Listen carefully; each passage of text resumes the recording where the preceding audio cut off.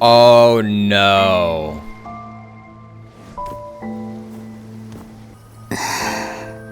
The day has come at last. Okay, so we kind of fucked up. Have I grown so weak that I can't even sustain my physical form? But Moon Prayer Night is nearly here. I was so close to returning home. Death is near. Is this how it ends for me? Will I return to the moon after I disappear? Or... I don't want it to end like this. So far, at least, I still exist. Even if not physically, I can still feel. But as my power wanes, I'm sure that too will fade. I suppose I might take one final look at this world. The world where I was born. Oh god. Bro, why Columbina, bruh? Come on, come on! Wait for me! The Frost Moon Enclave. How much it has changed since I was born. These decorations, they're so heavy. It's times like this when you kind of wish men could be priestesses and acolytes. Bruh. Bruh. How fascinating. I've never had the chance to be privy to people's private lives in this way. In the past, people would get so solemn and serious the moment I showed my face. Like they were frozen stiff. Karina, Lametti, it's time to eat. Coming. I want to watch them a little longer. Wait, this is our very first experience playing as Columbina. Wait, she kind of has a nice walk. Is this a new walking animation? Wait, this is kind of cool. So just fill these balloons with air, right? Yep. Try a couple now to test things out. The rest can wait till Moon Prayer Night. Think fast. Got her ass. Breda! Teasing an acolyte of the Frost Moon Scions? Surely that's a punishable offense. Take this! Huh? Alright, enough horsing around. Lady Lauma gave us a task. We should get back to it. The task is just to check that the balloons don't leak, right? Doesn't matter if we fill them with air or water. Yeah. Okay, you got me there. And you got me there. But still, we can't use all the balloons before the festival even starts. We won't use all of them. And as long as Lady Lauma's trusted acolyte doesn't snitch, this can stay as a little secret between friends. A couple more can't do any harm, right? True. Oh, you menace. Then, think fast! It's an all-out war. Is pumping a balloon full of water really so much fun? It is, actually. Dude, this walking animation is so cool. Oh wait, she does it while running too. I'm sure you're both tired from playing all day. Come on, eat up. A plain, humble meal. That has always been the way of the Frost Moon Scions. Huh? How come Lametti got a midsummer berry dessert? Oh, I always get lockaberry. I don't mind sharing. You can have a bite of mine if I get to have a bite of yours. Those look huge. They're sharing food? I've never shared food with anyone before. Even at the Harbinger tea parties, everyone just ate off their own plate. And when I couldn't finish my food offerings from the Frost Moon Scions, they'd leave the leftovers out under the moonlight for the animals to claim. Hey! That was 2 bites! Oh, then you can have another bite of mine. Oh, you too. Oh, don't fret now. Here, have some of Granny's too. So this is what it means to be family. Yeah, without all the, like, fighting. I'm seeing so much that I'd never usually get to see. They'd never act like this when I was around. It's nice. being able to just watch people in peace in these final moments. That's so depressing. What a rare opportunity. I think I'll go take a look around Nasha Town, too. Maybe the Traveler will be there. Damn, it's taking her ass a long time to die, like. I'm kidding! It was just a joke. I'm sorry. I was just pointing it out. I don't actually want her to die. I was just kidding around. A joke. Albeit not a funny one. After the War of Funerary Flame, the moon goddesses were no longer recognized by Teyvat. They lost the whole foundation for their existence. That's why the moon goddess's strength is fading. She cannot withstand the world's rejection of her. It's just like what Columbina said. The world itself is rejecting her. To be more pedantic about it, the moon goddesses did something to offend the heavenly principles, and that's why they were ousted. Something of a recurring theme in Teyvat's history. Yeah. Theoretically, speaking so candidly should put me in their crosshairs too, but they can't tell me what to do. I'll say whatever I want. Oh my god. You gotta get us nailed. Anywho, the Moon Marrow energies were but a drop in the bucket for her, and that battle against the Ray Hair of Solnari only weakened her further. Fortunately, it happened close enough to Moon Prayer Night, when the Kuvaki concentration here is high. That's the only reason she managed to survive this long. What do you mean, fortunately? You said she disappeared. We're too late. Ugh, what a headache. I thought this was all common knowledge. I guess I have some more explaining to do. Okay, buckle up. It's time for another lecture. Oh, brother. Yeah, we're kind of dumb, so, Now, I said earlier that the moon goddesses lost the foundation for their existence. The reason for that has to do with the natural order. Basically, the rationale for their existence in Teyvat was lost. The same logic applies to the present moon goddess, too. Consider her existence so far. Her comrades in the Fatui called her Damselette, and she was worshipped as Kutar by the Frost Moon Scions. But these connections have now been severed, whether by her hand or yours. So the rationale that once sustained her existence is now gone. Wait, we did that to her? oops, my fault. Oh, well, strictly speaking, yes.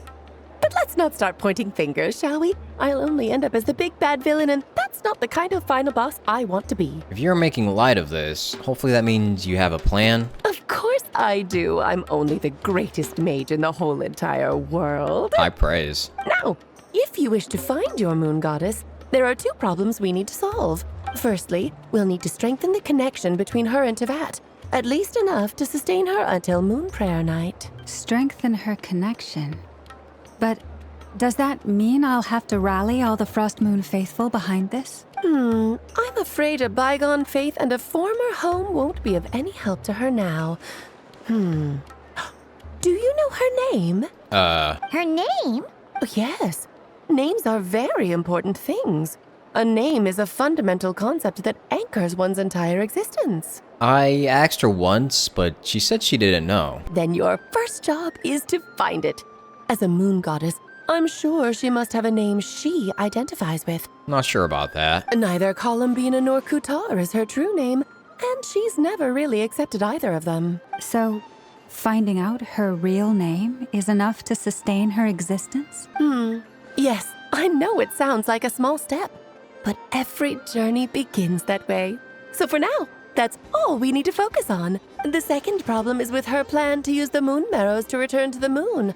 Unfortunately, piercing through the false sky will take an enormous amount of power. Given her current condition, she won't be able to provide anywhere near enough power, even if she recovers her physical form. But no need to fret. Nicole's the expert in this field, and I'm sure she'll figure something out. Nicole's done that before?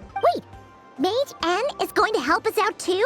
That means we've got 2 Hexenzirkel mages on the case. This is turning into a pretty big deal. Yeah. Actually, this is more of a side quest for me. Of course it is. Like you said, I'm a busy lady, so I can't stay for too long. I'll have to return to Teyvat's border soon. Thanks for telling us all of this. That's the upside you get for looking out for my little Klee. Hopefully that will incentivize you to carry on keeping her company in the future. Another 3 billion summer events for Klee. Anyway, jokes aside, you'd better get moving. It will take quite a miracle for the moon goddess's consciousness to hold out till Moon Prayer Night. Oh, I suppose I might as well tell you where Nicole is before I leave. Off you go now. Time to meet your new friend. Oh, yes. And a little suggestion. Don't forget to mind your heads. What does that mean? What? I wonder how Durin's doing. I should really go see him before I head back. You really are super busy. I most certainly am. There's so many children I have to keep tabs on just in Mondstadt.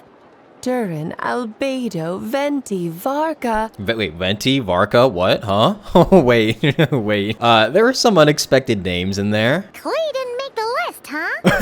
Yeah, Klee didn't even get mentioned. Of course not. Klee is my pride and joy. I have no qualms about her, because she's the best child in the whole wide world. Yep. Clay's a little angel. Yeah, she really doesn't want anyone talking shit about Klee. I'm glad you agree. Well, all the best. See you when I see you. Holy shit. She left in a hurry. Yeah. She didn't pack up her stall. Should we handle it for her? I doubt that's necessary. A mage of her abilities doesn't need our help. Yeah, she helped terraform an entire island just to, like, give Klee a fun vacation. I think that she'll be fine. I must say, I'm now very curious about her daughter. Klee, wasn't it? What's she like? That's a long story. Come on, we'll fill you in as we go. Make sure it's all positive or else Alice will come back and blow us up.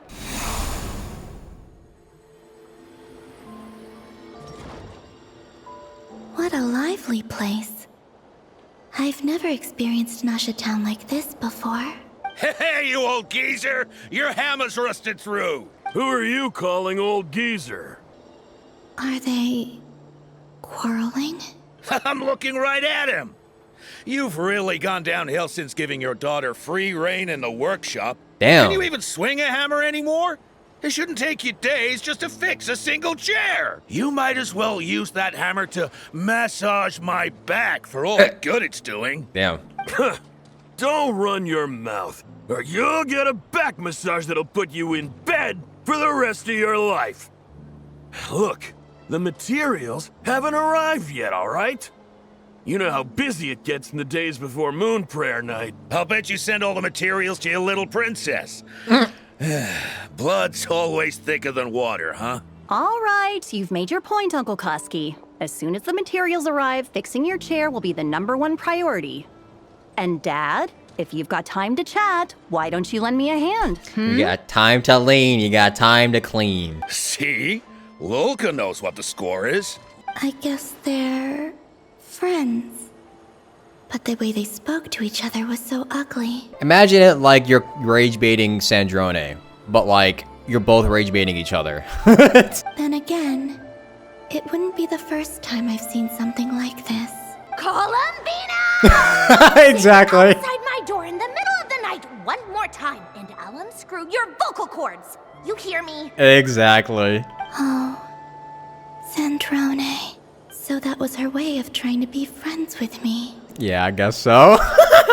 What a pity. I won't get the chance to say any ugly things in reply. If she gets her physical form back, the next time she sees Sandrone, I am afraid of what she's gonna say to her. Hey, have you decided what to give her for Moon Prayer Night? I sure have. She's gonna get the surprise of her life when she's least expecting it. Then I'll whip out the ring and pop the question. The surprise of her life.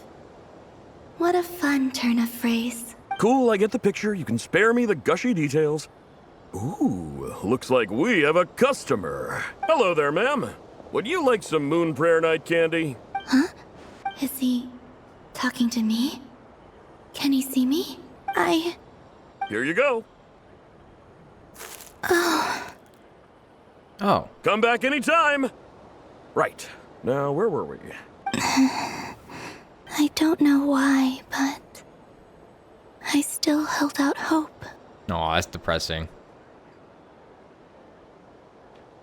The most important thing right now is to find that mage. This name thing seems super important too, but where do we even start looking? I'd better go pay the Fatui a visit.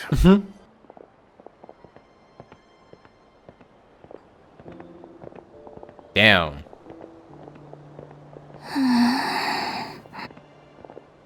And so she really has just straight up disappeared.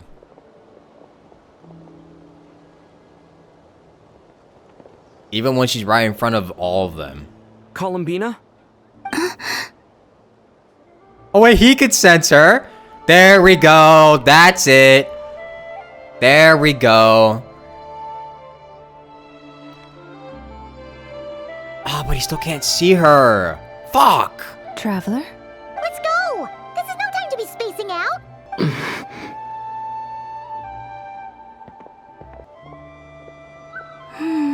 You could still sense her at least. So how come Ether can do it, but not even like the fucking, but not even the one person that like prays to her every single day? Hell, even Varka couldn't sense it. Where are they going? They mentioned a mage and... a name? So, Mr. Varka, are you acquainted with this Nicole? Or should I call her Mage N? Not really. We've never met, though she has come up in conversation.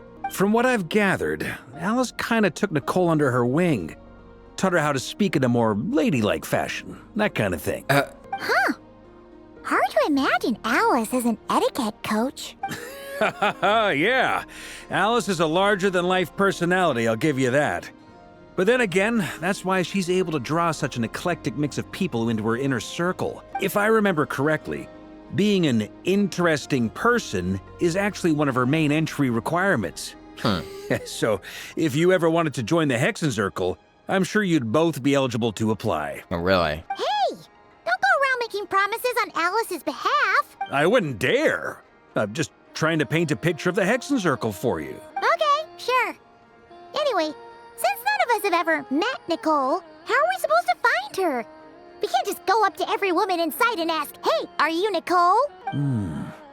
Maybe something she's wearing will give it away? Like a wind bloom pinned to her chest or something. I don't think it'd be too hard to identify what a mage would look like, you know? Wait a minute. Alice never said Nicole was from Mondstadt. Oh, true.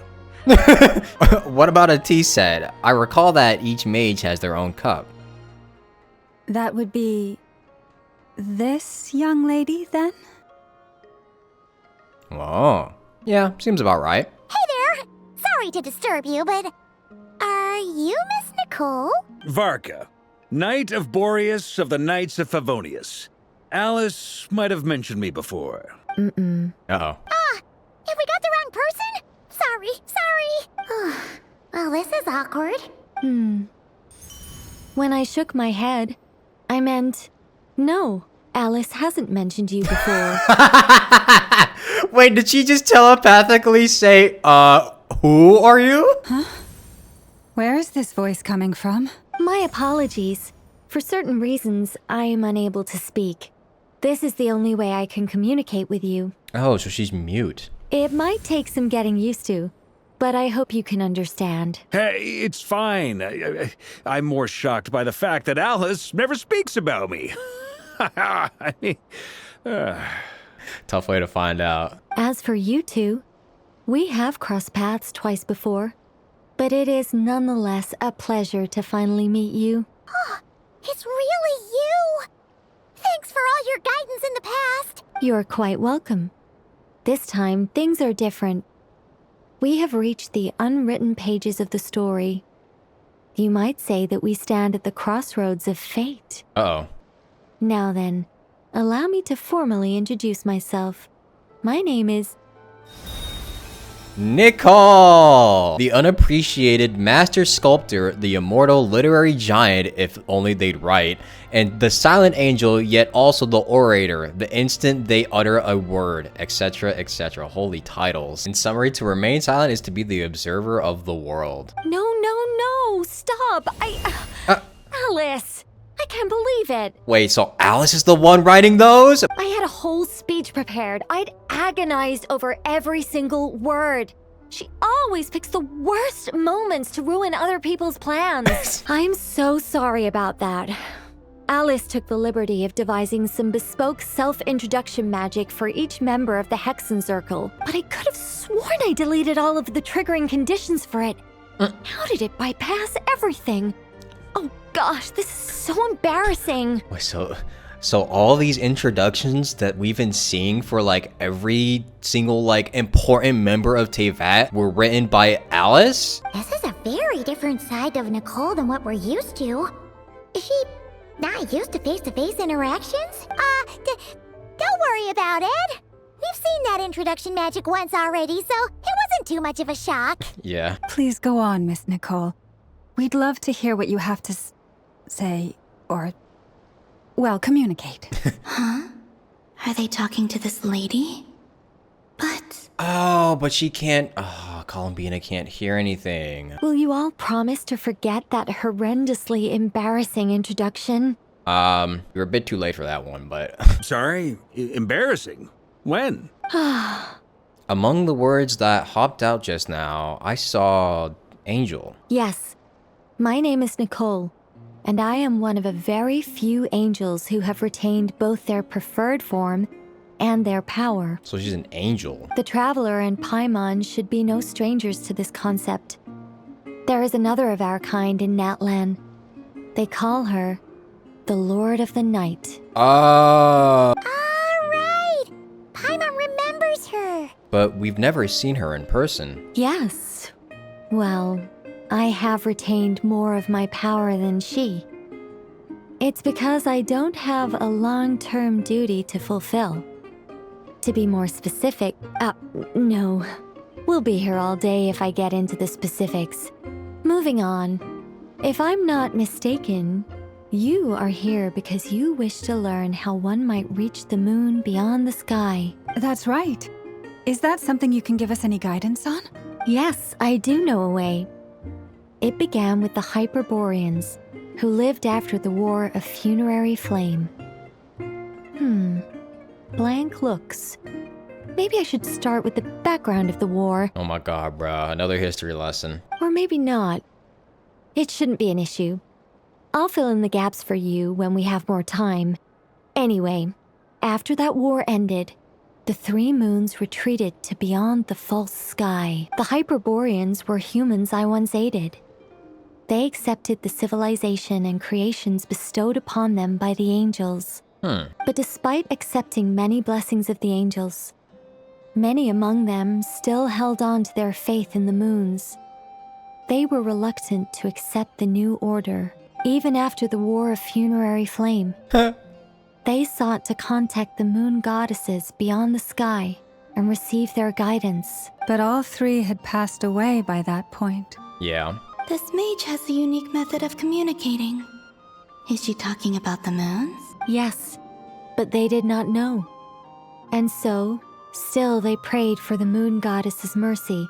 After building titanic structures that consumed vast amounts of Kuvaki, at last they glimpsed the moons and heard their voices. But of course, they were gravely disappointed. For it was then that they realized the three moon goddesses were dead. Oh, that's such a sad story. Yeah. It is. Humanity was in a very sorry state at that time. The angels who had once aided them were gone, and the War of Funerary Flames had left them homeless and destitute. Yeah, we were just bums. Just a second, I gotta ask. How relevant is all this history to the task at hand? Well, I mean, it's... Okay, it seems we've drifted into irrelevant narrative waters. Thank God Mark is here to be like, can we get back on topic, please? It's been a while since I've had the chance to speak inside someone's head. As soon as I got started, I lost control and the words just flowed out like a waterfall. What I'm trying to say is... Right, yes, that's it. The relevant part is the ritual created by the Hyperboreans. The fact that they bypassed the false sky and saw the true moons implies that they successfully built a connection between Teyvat and the outside world, which means, with enough Kuvaki and a sufficiently stable connection, it should be feasible to send one person over the border. Okay, so they built some kind of portal? Oh, yes. A portal. Yes. Is something wrong? You sound disappointed. I just didn't expect you to summarize it so well. It turns out I could have said all that in one word. If only I'd managed to think of it. Yeah, well, that's Paimon's specialty. No, please, it's fine. This is invaluable knowledge. I'll be sure to record and preserve everything in writing. Oh, really? Well, in that case, I suppose I could backtrack and add some more detail. I did gloss over a few things so far. Oh, jeez. Whoa, whoa, whoa, time out. Let's summarize what we've got first. The Hyperboreans were the last ones to use this method, right? So we somehow need to find whatever structure they built and make sure there's enough Kuvaki to power it up. Luckily, we have the moon marrow of both the eternal and iridescent moons, so we're all good for Kuvaki. Which means the key issue we need to focus on is finding the place. Am I right so far? Yes. Although I expect the structure is long gone by now. That said, what if we could take advantage of the phantoms to travel back to a time when it still existed? Well, travel back isn't quite accurate. It's more like we'd be creating a handshake between 2 points in space-time. Like we did with Death. We wouldn't even have to pick a time when it still existed. It could just be a time when it still appeared in phantom form via projection, or we could project our own phantoms, fold them together at... There she goes. You look lost. Was that too hard to follow? Yeah, things got a little, technical there. Paimon's brain is reaching capacity. All right. Let me think about how to put this more simply. Okay, got it. Over the next few days, I'll search for phantoms that we can use. Once I find one that meets the criteria, I'll let you know and we'll regroup. By completing certain rituals, specific individuals will be able to enter the phantom and make it to the Hyperborean structure. If everything checks out and it looks feasible, we'll just need to wait for Moon Prayer Night, and we can send the Moon Goddess back home. I'm really skimping on the detail here. Is this making any sense at all? Yeah. I think so. For now, we'll just wait to hear from you. Yes. Basically, yes. I love how she just doesn't get that she could just dumb down everything like that. Great. Counting on you. In the meantime, we'll focus on finding the Moon Goddess's name. My name? Are they looking for a way to stop me from disappearing? Yeah. Excuse me, Miss... Go on, Miss Nicole. This conversation was a little all over the place. I didn't catch your name. I am Lauma, of the Frost Moon Scions. Ah, I did wonder. I noticed that you listened very intently when I spoke about Hyperborea and the moon's history. If you'd be interested, I'd love to visit you this evening and go through it again in greater detail. She's gonna talk her ear off. Also, if you were serious about making a record, it would be too risky to simply write down the raw details as is. I would suggest some tweaks. Maybe rewrite the stories as fairy tales or fables, perhaps even prayers. Anyway, we can cross that bridge when we come to it. So, see you later then? Oh, and no need to prepare anything. Just a cup of tea will do. See ya! She seems friendly. It's just... It's so nice to find someone who's actually willing to listen. I've been dying for a chance to finally go through all this systematically from start to finish. Any longer and I'd probably start forgetting it. You forgot to turn off the communication device. Now Paimon gets why Alice told us to mind our heads. What did I tell you? A lot of quirky people in Alice's orbit. Now then, the next order of business is, where do we start looking for the Moon Goddess's name? Maybe the rest of what Nicole has to say might give us some clues. Once I've heard her out, I'll summarize the salient points and share them with you all. I'm also inclined to review our other documents. Yes, our faith was first established by our Hyperborean ancestors, but many of the more factually accurate records are from after Kutar's birth. I have a hunch that the Fatui might know something too. Yeah, because they probably have records of fucking everything. Sounds like we're gonna follow Columbina's journey through Devat, huh? In that case, we'll start by heading to the Frost Moon Enclave. Sounds like a plan. Take this with you. I'll see about getting in touch with the Fatui. It'll probably just be Arlecchino and Sandroni again. They're the only ones who would want to help. Thank you, Mr. Varka. Don't mention it. Honestly, I'm more comfortable dealing with the Fatui than prying into the details of a young lady's childhood. Catch you later. I should follow them, just in case there's some way that I can help. A while ago, I took the time to organize all documents in our possession that pertain to Kutar. What you see here is the material I consider reliable. You're saying there's unreliable material too? Yes. Most of the information we have was transmitted through an oral tradition. Inevitably, some of her stories were mythologized and deified over the years through countless retellings. That's why I organized them into reliable and unreliable. There's no sense seeking answers in history unless we can ensure the veracity of the historical record. Makes sense. All right, let's take a look through. Columbina is slowly creeping up behind people is so funny. Clear and concise would be one way to describe the writing style of these historical records, but you could just as easily describe them as terse and dry. And since Llama already knows the material like the back of her hand, the quest to find any new information in these texts is tough going. Almost all these records refer to Kutar instead of Columbina. Although neither of those is her real name.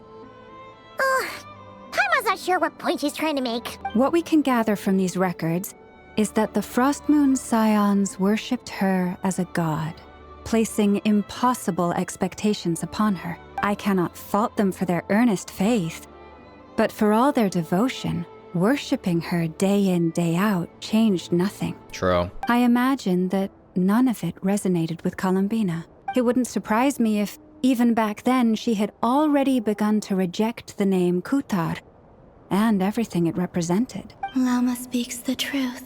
Dang. She kind of read you like a book.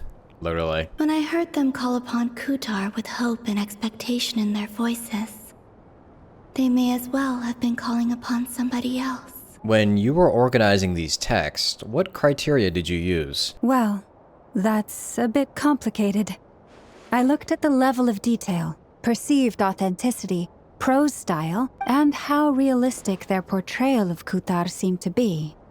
Amongst the Frostmoon Scions of today, only I know of her existence, and I alone have spoken to her face to face. As such, I know that there are certain things she simply would never do. That being said, I have sensed some changes in her lately. Changes? Me? Seems like this is getting us nowhere. For what it's worth, why don't we check the unreliable sources too? Sure. Give me a moment. This is gonna be tricky. Exerting but a fraction of her divine might, Kutar sheared a great mass from the snow-capped mountain and cast it into the sea. Damn. On whose surface shone the mirror image of the moon. Thus was formed the island of Hisi. And she did all that? Yeah, right. That doesn't even begin to pass the sniff test. The 3 moons are naught but lies through and through. Only one moon has ever shone for us, and Kutar is her name. The subjectivity is strong in this one. We've heard something like this before in Natslan. The vast majority of ancient texts are filled with fanciful tales like these. I trust you understand my criteria a little better now. Yeah. Kutar did not speak, merely gazing into the distance in silence. And where her gaze landed, this was her prophecy. Clearly, whoever wrote this text never even met Kutar. Otherwise, they'd know that her eyes are always closed. Wait, true. What about you, Traveler? What are you reading? Seems like a collection of anecdotes. The child wished to build a wooden nest with which to shield a fledgling bird from the cold. But being so young and lacking in strength, the child could not snap the branches from the trees. Kutar was passing by. Upon seeing the child, she summoned forth the Kuhenki, who built a beautiful nest for the child. I remember that. Wait, she actually did that one? Not knowing the meaning of Kutar's divine intervention, the child dared not to respond, and thus ran home to call their parents. But Kutar was gone. The moon chanter declared the event a miracle and took the nest as a relic, placing it on high for all to see. The child was named as one favored by the goddess and was greatly respected amongst the people. Yet, no further miracles were bestowed, and this matter was forgotten in but a few years. Huh. Any thoughts after reading that? If it's true, it gives off a somewhat lonesome feeling. Yeah. Columbina probably just wanted to join the kid in making nests. Ah. I'd originally considered this a fabrication, because Kutar did not perform any similar actions in subsequent records. But now that I think about it, it does seem like something Columbina would do. It's just that... She didn't know how other people would interpret her actions. She was probably worried about making things difficult for people. So, she gradually stopped joining in. Yeah, it really does seem like she just wants to be a silly girl. She just wants to be like a silly girl and play around, but like everyone will just take everything she does so literally and seriously that like she could like build a pile of rocks and they would like praise it for like all of eternity. Is this like a form of religious fan fiction? Yes. Oh, that's so sad.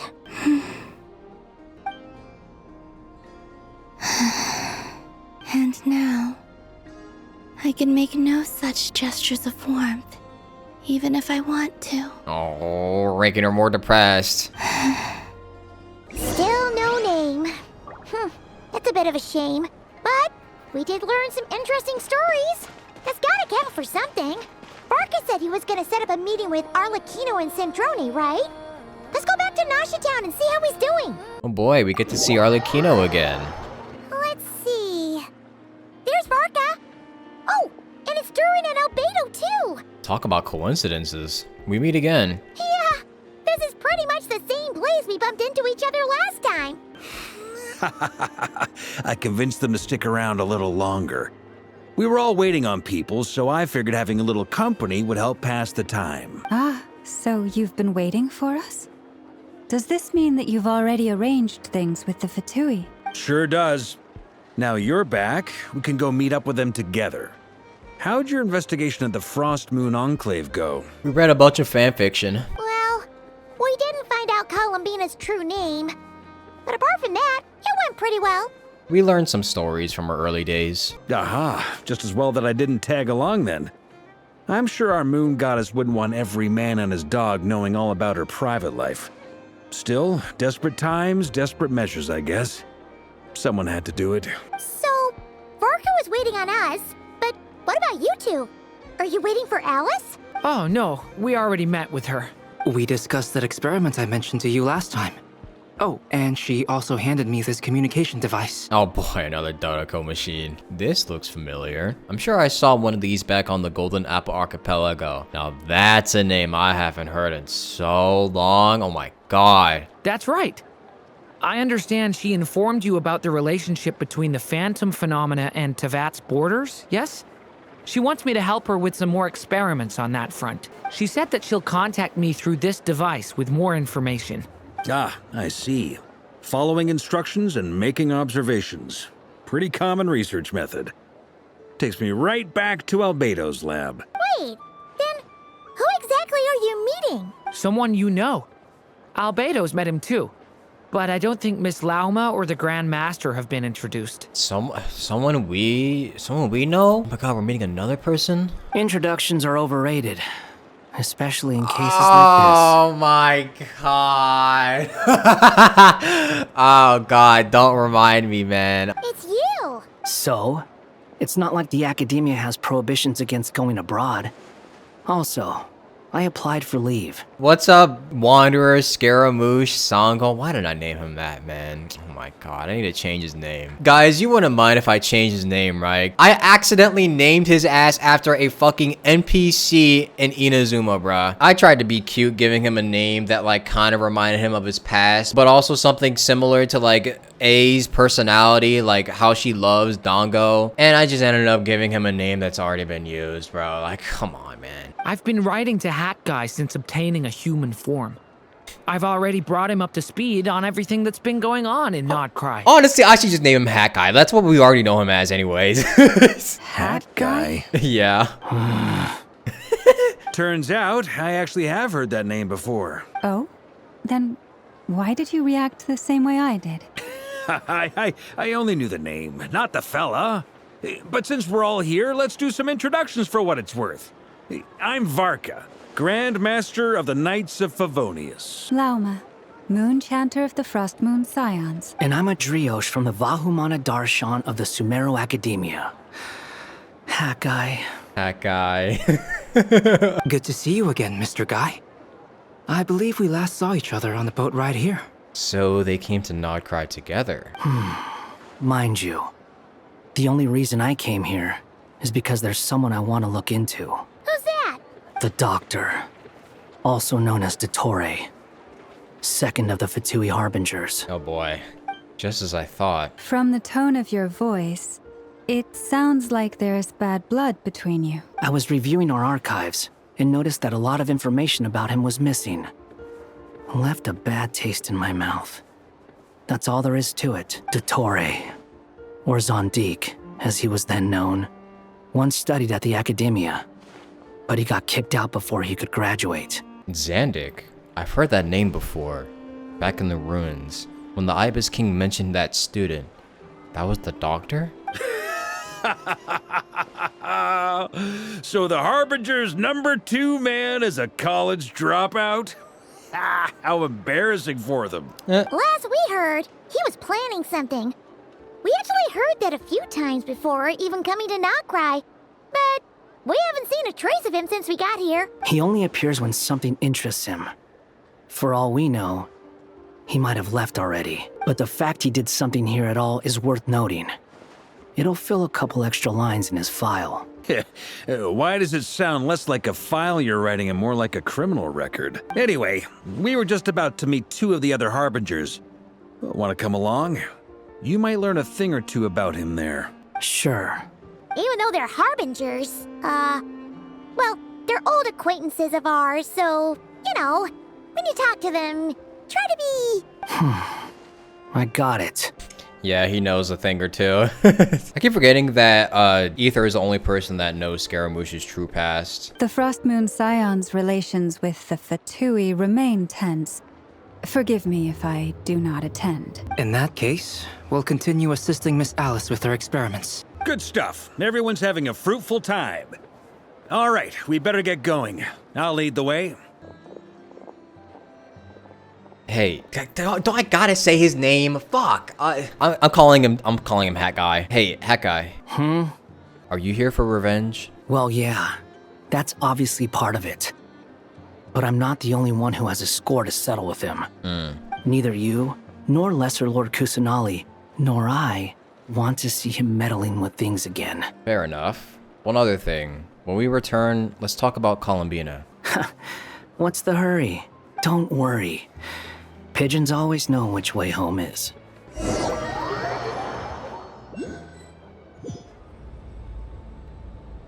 You made it. Who is this? A scholar from Sumeru. They call him Hat Guy. He's an old friend of the Travelers. Wait, this is the Academia representative you wrote about? He doesn't exactly look the part. Careful now. I believe this will prove my identity. You'll notice it bears the seal of the Sanctuary of Surasthana. Well, what do you know? So it does. All right then. My mistake. It's fine. I expected as much. What? So as I mentioned in my letter, the Academia's got its eyes on Dottore, but this matter remains top secret.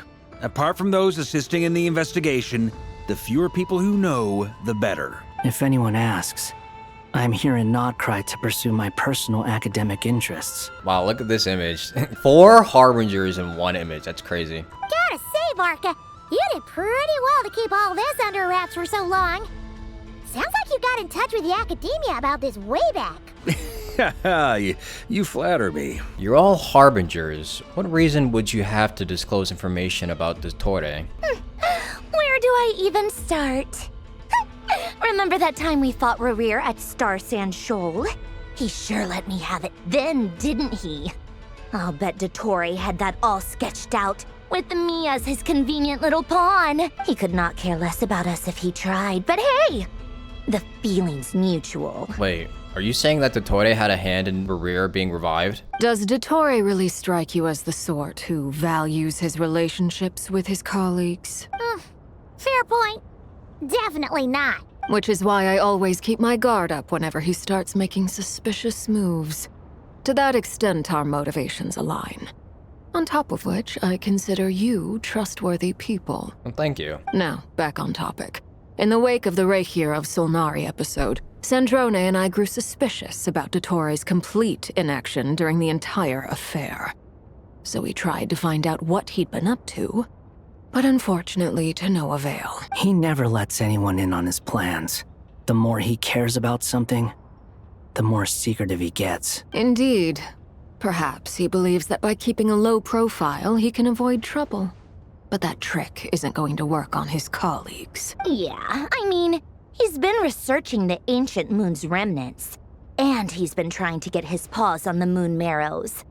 Only an idiot would believe he doesn't have something more planned. With this in mind, I returned to Snezhnaya and relayed my thoughts to Her Majesty the Tsaritsa, entreating her to have him recalled. That's pretty direct. Did the Tsaritsa agree? Yes. I made it abundantly clear that the Fatui's business in Nod-Krai is almost concluded, and we do not need 3 harbingers in this territory. Her Majesty concurred. Yeah. Accordingly, Dottore has returned at her orders.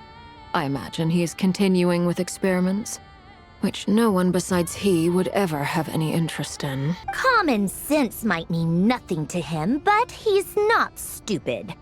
He knows that no good can come from opposing the Tsaritsa. Smarts alone won't get him all the way. He needs the Rooster's resources and Regrator's Mora, both of which the Tsaritsa can strip from him by waggling a finger. But doesn't he have a track record of publicly following orders while going against them in private? He probably has it down to a fine art by now. Wouldn't put it past him. We worked together on a research project once.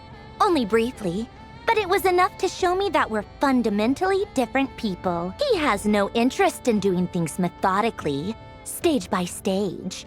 His thoughts jump all over the place, and the moment his curiosity is satisfied, or he gets the results he wants, he disappears. The only similarity we share is that, once we set our minds on doing something, we will see it done, whatever it takes. Oh, we definitely saw some of that in your battle with Rerir. You got so competitive. Ugh, do not remind me. Then I believe we all concur. Dottore will not simply give up. Fantastic. Now this is turning into a whole day of unpleasant memories. Ugh. Are you talking about the moon marrow stuff? He also strikes me as the kind of person to disregard experimental regulations, ruin all the equipment, and go way over budget. Yeah. Then leave the first person he can find to deal with the fallout. Yep. Exactly. This one time, he was running some high-temperature experiment and the substance exploded. But does he care? No. He orders his subordinates to open the device so he can observe the results, which causes the gas inside to leak out. That gas was poisonous. Damn. If I hadn't been there, who knows how many people might have died? Yeah, I don't think he would have cared, honestly. I like how everyone here is just talking shit about him. Dude, it just shows how much every single one of them hate him. And after all that, he left while I was still cleaning up after his mess. What a waste of time, he said. Waste of time? The nerve! He wasted my time! Columbina. You've been bottling that up for a while, huh? Hat guy, I must say, you seem awfully familiar with internal Fatui affairs. Especially when it comes to Dottore. Uh-oh. Might have let it slip there a little bit. Thank you, Lady Harbingers, for providing such valuable information. I have no other questions for now, so I'll be on my way. And might as well get out while you still can. Wait, what? You're just gonna leave? You're welcome to join if you want. All right. Ugh. Just when Paimon thought he'd finally mellowed out. Nah, I think it's probably right for him to leave by now. He makes quite the impression. I'll say. I've met tons of headstrong people, but Not many of them would join me in bad-mouthing Dottore. Anyway, back to the main agenda. Barca, you said that Columbina has gone missing? Or rather, disappeared. Yeah. We're working on building a connection between her and this world. The simplest method is to find out her real name. I've actually asked her that question before, but she said she didn't know. Considering our relationship, I doubt she was lying to me. Why'd you say that like she was flexing? Considering our relationship, which is very close, by the way, she could have just given you a pseudonym. What did she do while she was with the Fatui? As far as I recall, she was never dispatched by Her Majesty to claim a gnosis or anything like that. The Tsaritsa's plans had long contained a place specifically for her. I always thought that was weird. What could she do that the rest of us couldn't? Knowing what we do now, it's probably something related to Kavaki, right? More than likely. When she first arrived, Columbina would often go to Her Majesty and ask when she could start the task assigned to her. But Her Majesty always gave the same reply. The time has not yet come. So she spent her days in Snezhnaya doing basically nothing. Oh, no wonder she's bored all the time. The Tsaritsa has summoned a beautiful blind maiden to be a harbinger, giving her the third seat by virtue only of her enchanting voice. Damn, called her a bum. It was a dumb and stupid rumor, but the reality of the situation made it hard to refute. Aw, she hates when they talk shit about Columbina. And what happened after that? I imagine she stopped caring. She no longer seemed to care why she had been recruited, and Her Majesty never gave her any missions. So she just continued to sing in the flower garden. Wait, so is Columbina the first ethical harbinger? For my part, I was busy. So busy, in fact, that watching someone be that idol had me fuming. But still, I got the sense that she had long been used to a life of other people claiming she was needed when she wasn't. I just felt that having a place to stay would cost me something eventually. And so I waited quietly for the day that I would have to pay the price. And on the other end of that spectrum, you had me. Someone once told me that I had the lousiest work and the toughest luck. That's a good way of putting it. I forget who said it, but those words have always stuck with me. Damn, sorry. Sounds like something Scaramouche would say. No wonder. But you've done your job exceptionally well all this time. Because at heart, you are a conscientious person. Aw, thanks for telling us all this. What is it? Something come to mind? It's nothing. I'm just even more eager to learn her name now. I want to shout it to her from the rooftops. That makes sense.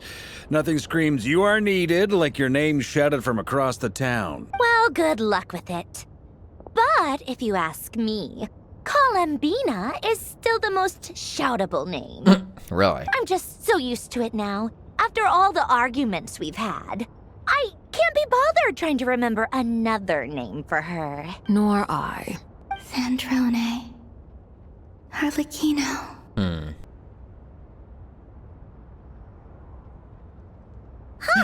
It's Sealy. a Sealy! Does that mean Nicole has news for us? Rare Sealy sighting. Ladies, I thank you for your hospitality. If the chance ever comes up, I definitely owe you both a drink sometime. I'm sure it will. You can make your own way out.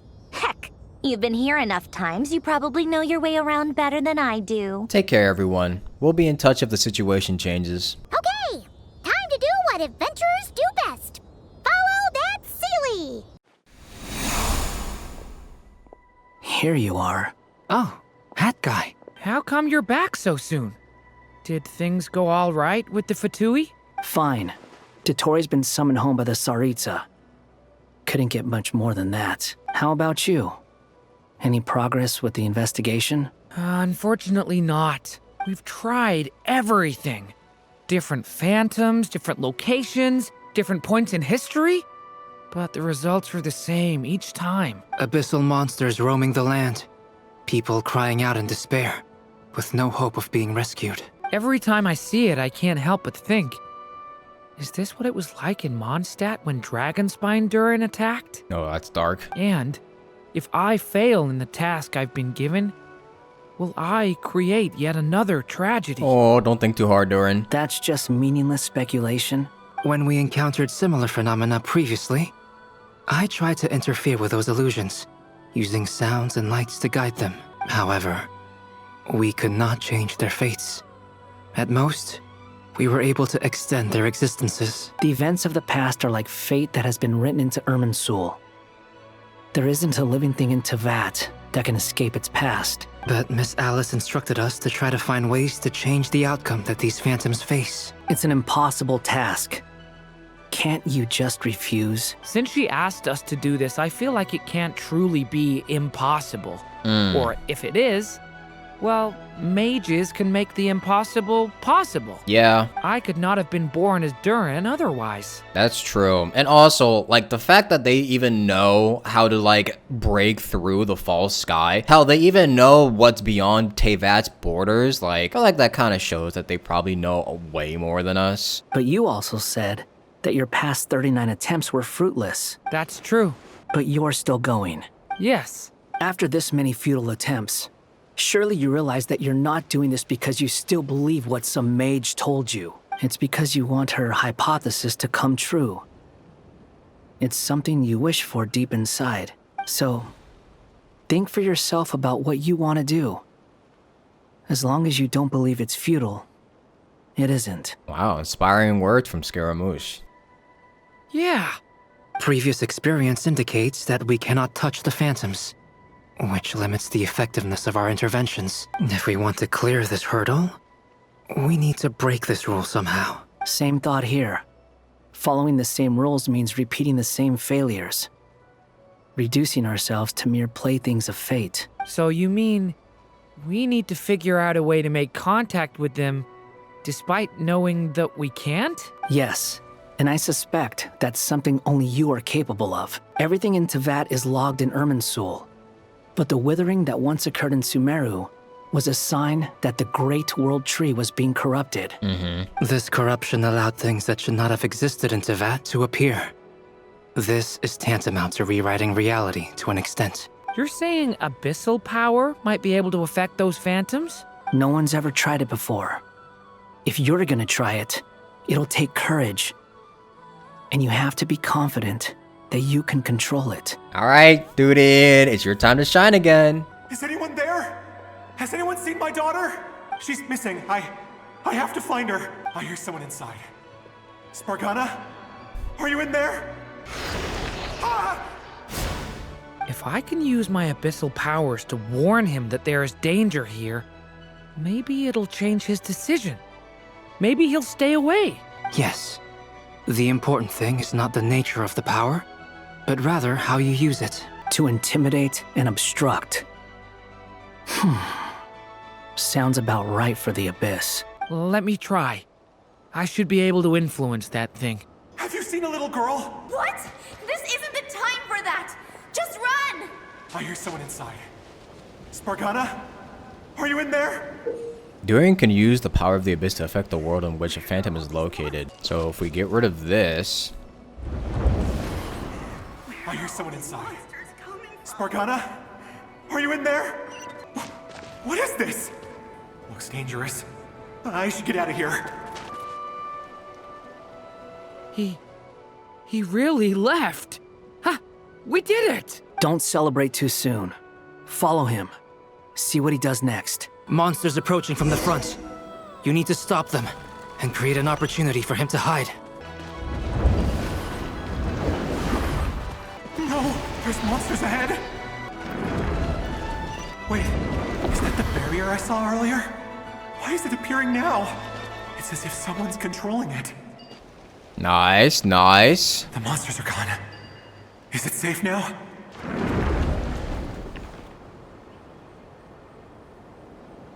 Barrier's gone too. How odd. Anyway, I guess I'll keep going. Quickly, let's keep up. Wait, there was someone else here? Don't go any further. We've got anti-monster traps laid out everywhere. But my daughter must just be up ahead. I have to go. This way's blocked. We might be able to use the explosives over there, but we need to take care not to hurt him. Hey, bro, I'm gonna need you to move. I'll use the barrier to keep him at a safe distance. This barrier seems to be helping me somehow. Hey, wake up! Oh, no good. Gotta keep moving ahead. So many monsters! Oh my god, man. There's still a chance, Durin. Use the traps.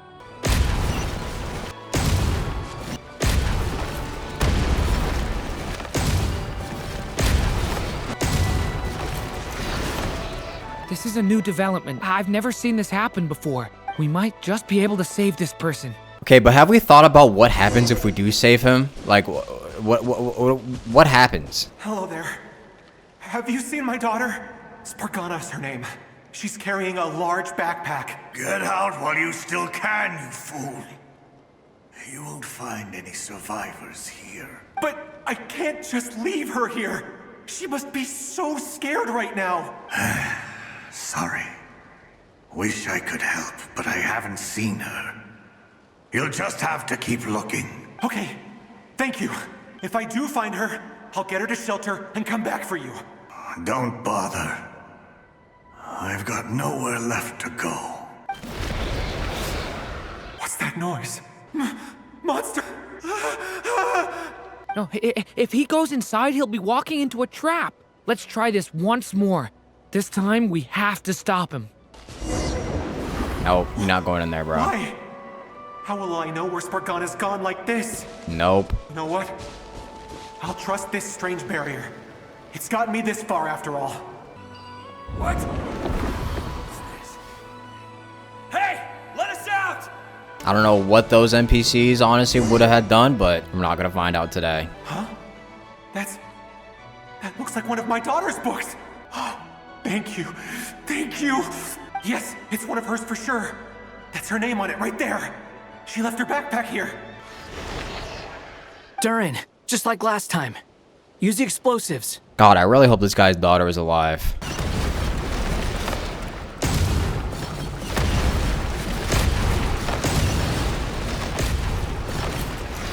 Oh, there's so many! Ah! It won't work.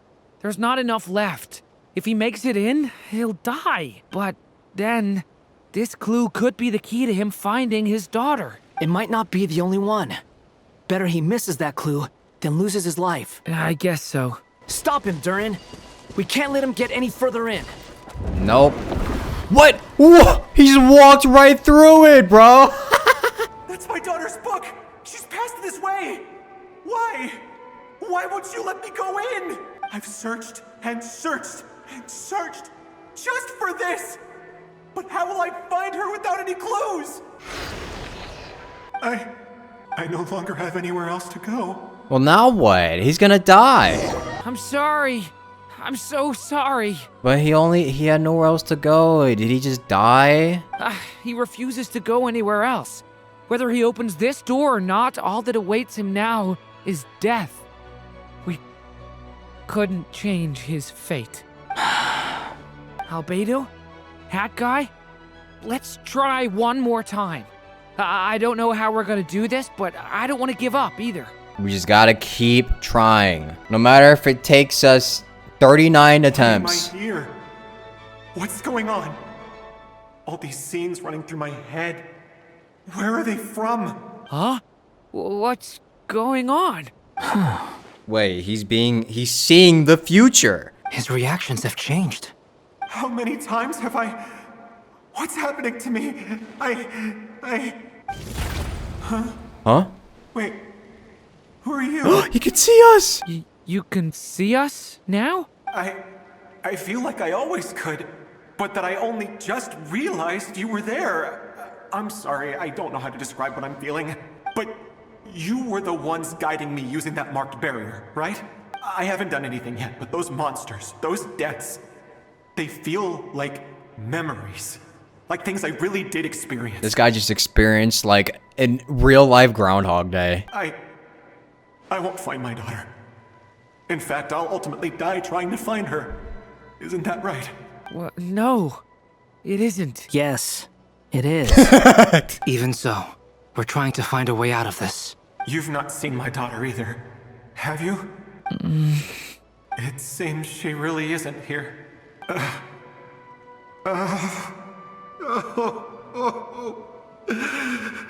I'm sorry we couldn't help you. I'm just tired. Maybe this is destiny. Maybe it doesn't matter how hard I search. How long do I have left?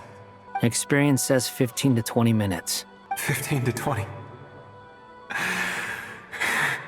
Thank you for all your help. Let's rest a while. You look exhausted too. Now's not the time for you to start pitying us. It's not pity. I'm just realizing that I've only got 10 or so minutes left. You know? You say you're from Mondstadt, yes? A place with windmills, where people enjoy limitless freedom? And you're from Sumeru, where they've built an academy into a giant tree? Yes. It seems you've never heard of either place. Those names are unknown to me, I'm afraid. So they didn't exist back then. Have you heard of Hyperborea? I have, but I heard that it was destroyed in the distant past. I see. That was where my ancestors once lived. What about Delphi Pytho? Was it later rebuilt? I've never heard that name. Dang. Then what about Sal Vindagnir? Dude, these are real ancient stuff. I have seen that name on stone tablets on Dragonspine. But I'm afraid the only things left of that place are its ruins. I see. Sure enough, there was no way to turn this around, huh? Yeah, everything got obliterated. I'm sorry. I was the one who asked to chat, but it seems like we're too many ages apart. There's barely any common ground to start from. It's all right. We did hear something new, at least. From how you speak of your lives, things must be going all right for you, I guess. They are. Mondstadt is a place of freedom and happiness. There's a lot of good people in the church and the Knights of Favonius, and even outsiders find that it's an easy place to feel at home. We have festivals a few times a year. Everyone gets together to drink, sing, and be merry. Sumeru is a lot more uptight. Not really the kind of place where you can relax. It's a nation fraught with problems wherever you look. He just speaks of how it is, yeah. But if all you want in life is to seek knowledge, I guess it's pretty much paradise. That's wonderful. In other words, after this all-devouring black tide passed, humanity did not merely avoid extinction, but rose to build prosperous civilizations anew. I mean, I can see you all right now. That must mean the future isn't a total mess, right? Wow. That's true. Well, time's almost up. Let's part ways, I think. Might be best if you don't waste too much time on me. The chances are slim, I know, but I'd like to spend these last few minutes looking for Spargana. If things work out, I'd love to tell her about what I've heard. May we meet again. Well, or not, most probably. In that case, may your wishes come true. He's gone. In a few minutes, he will meet the end that was his to begin with. The ending of this tale did not change. But I believe that we've just made the most progress we have yet. May your wishes come true. If only it were so simple. Hat Guy, could I ask you a question? You've never talked about your past. It seems complicated, and it weighs heavily on you, too. Would you be willing to tell me about it? I mean, sometimes it's better to get things out in the open. Take that guy we try to help, for instance. At least he said goodbye with a smile, right? I know about Albedo's past. Our experiences are very similar, and he created me. Well, Albedo is more friendly. Maybe not friendly, but more open than Scaramouche would ever be. As for you, you're my first friend, and you've witnessed every step I've taken. But by comparison, I know nothing about you. Friend, huh? Either way, I mean, we're still best friends. Best friends, even. But if I knew more about you, I might understand your thoughts a bit better. I've told you about myself. I'm a student at the academia. And what did you do before that? Prepared for the entrance exam. All right. If you really don't want to talk about it, I won't press you any further. Come on, man, open up. I was a puppet built from the branches of a white tree. using technology left behind by the Conrian schools of mechanical engineering. A white tree? You mean an Irminsul tree? Yup. Yes. A branch of Irminsul that was once connected to the main tree. So you had a human creator too? Yeah, you're all synthetic people. Yeah. But my creator abandoned me after deciding that I was a failure. Fucking A, man. After that... Why did he hit me with the speed while you try not to laugh?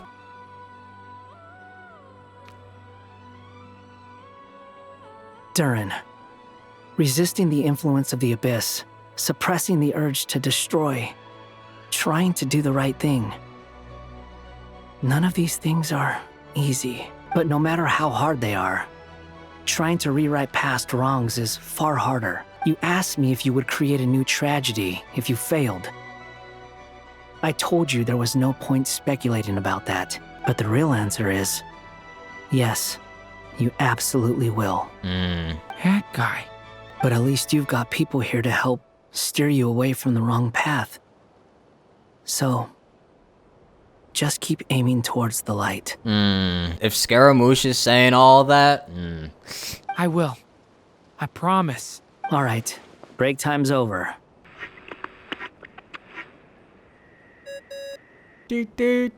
Hello? Durin speaking. Hello, friends, it's me. What have you been up to, I'm detecting some unmistakable fluctuations here at the border. The amplitude isn't particularly high, but they're completely different signals from the ones before. And the scale is comparable to those I've detected previously. we might have altered history a little bit. Alice, we were unable to save that person. However, he appears to have retained a portion of the memories gained through that cycle, and was able to hold a conversation with us. I see. Well, that is rather odd indeed. It definitely merits further attention. Could I trouble you to keep trying the same approach? I need to gather some more data. Counting on you. I should probably have Nicole come and check this out as well.